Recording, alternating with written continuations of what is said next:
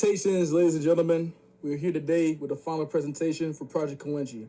We here at Team Affinity are here we have three members. Currently, one of us not here today, but we'll be talking about the many things that we have for this project. You know, the visions that we've had, the basics, the play testing, and all the wonderful things that we have for this project.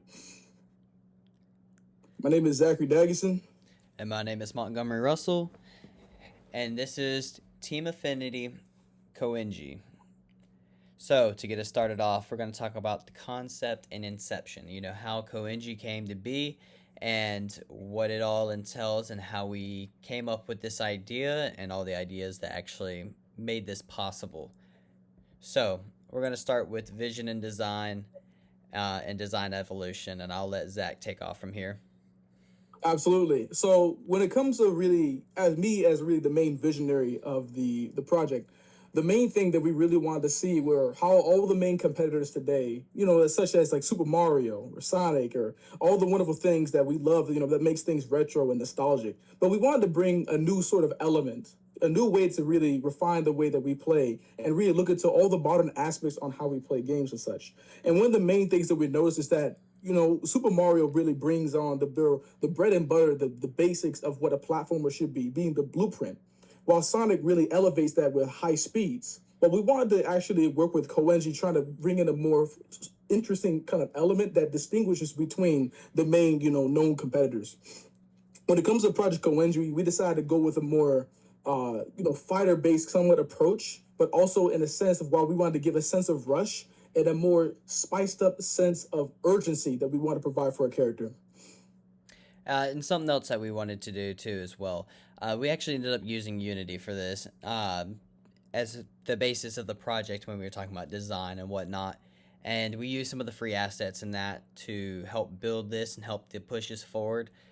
Being that we didn't have the greatest ideas when it came to how to make a game feel fast and how to make it feel aesthetically retro and envelop what we were after. So that was some of the reasoning why we went with Unity, as well as just flexibility and usability with everybody in between the group.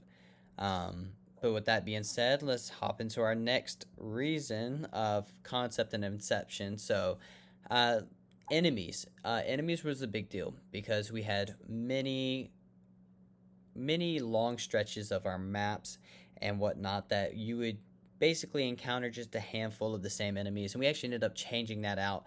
And we tried to make it a creative environment of caves and systems and different enemies that you would actually encounter. It's kind of similar to like how Terraria is with the caves, but we wanted more of like a Mario feel with the old Street Fighter style of combat. So that's what we were really after, and we threw in some power ups and stuff like that to like really give you that sense of rush, that sense of power, that sense of like initiative to want to continue to go, wanted to continue to do better and whatnot. So, Mm-hmm. Indeed, indeed.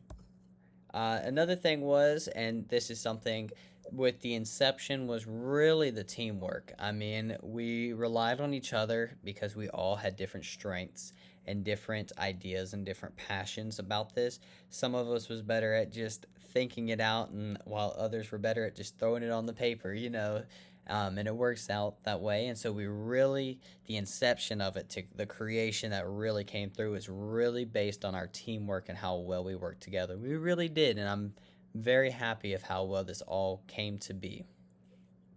Absolutely. I also want to continue to include on this topic as well in terms of our teamwork, but I do really appreciate the synergy and really how we've been able to come together to really overcome these obstacles by being able to adapt to the way that we work and understanding each other more through how our certain strengths are and using it to create a great resonance so that way we can have a product that's more efficient in many ways in that kind of resort. That couldn't have been said better. So, on to our next little section is going to be our design challenges. Now, we had a bunch of design challenges. I don't know if you can see here, but you can see where our character is, and you can see all this, the animations and everything in that part. Um, if we get into our first like real big design challenges, we were really talking about the combat design and player interaction. Like, how does the player function within the world, and how does the combat help that feeling, that naturalness. How does it affect the environment? How does it affect the other enemies? How does it all just work together? And that's what we were really after. That was the biggest design challenge, was making it a very combat oriented game that didn't lose itself in just the normalcy of other games. Level design and collision and physics were, tested beyond belief, just because Unity is very picky about maps and how it clips and whatnot. And, we were really just trying to make it all work well. Now, Zach was really after the dynamics part of this, so I'll let him take this away.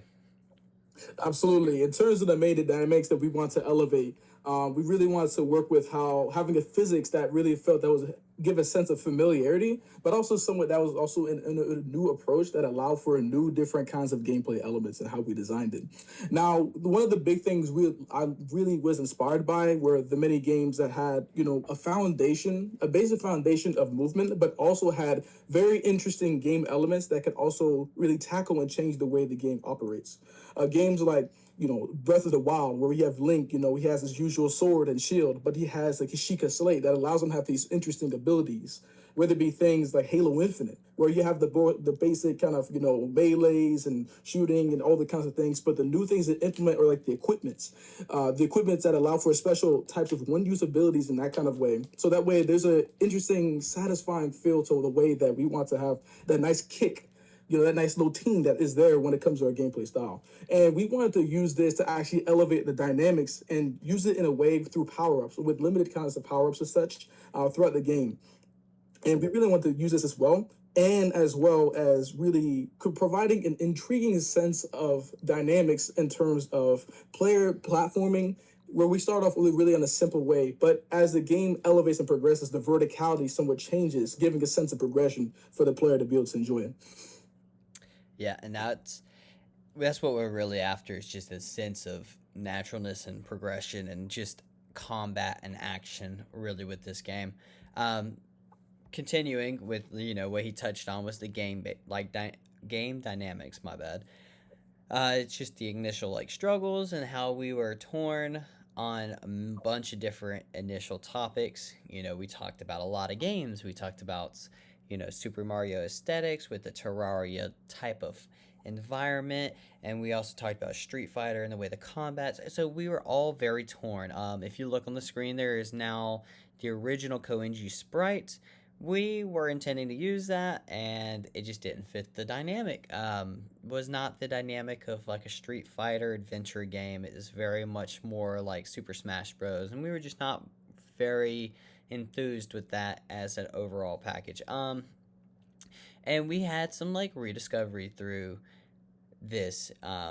Going back and forth and really rebuilding and understanding what we were doing and trying to refine everything to make this game just feel natural. Like you wanted just to pick it up and be able to play it and not have to worry about it. And like Zach said, he touched down on this very much, is just how it plays is very important to how this game is perceived.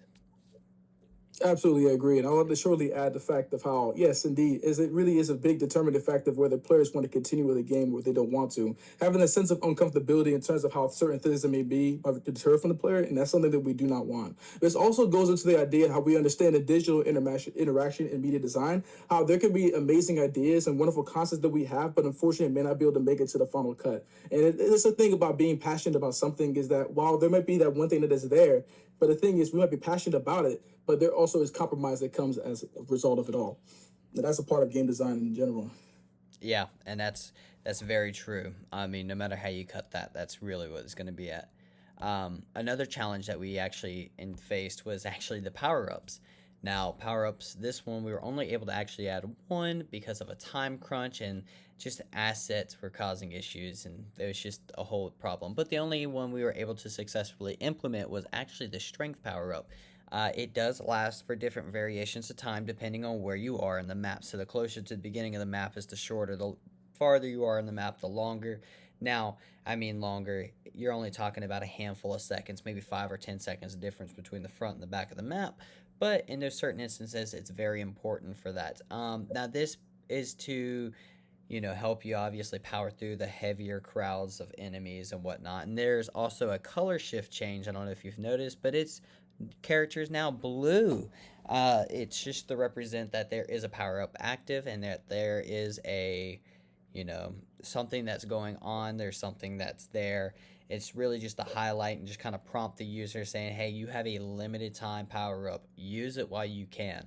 Um, and I don't know, Zach, if you have anything else to add to this, but I mean, so far that's basically what we have tried to work with in terms of power ups. Is really giving that limited power up, so that way the player has a sense of urgency to use it and really be able to really continue moving to progress to the game at such a sense of rush. That's what we love to really try to implement. So it's good to see that this was able to come to fruition. It would be great to be able to expand it more. But as the thing is, of course, this is a prototype, and it really shows like the fundamentals of what we can start with this power up.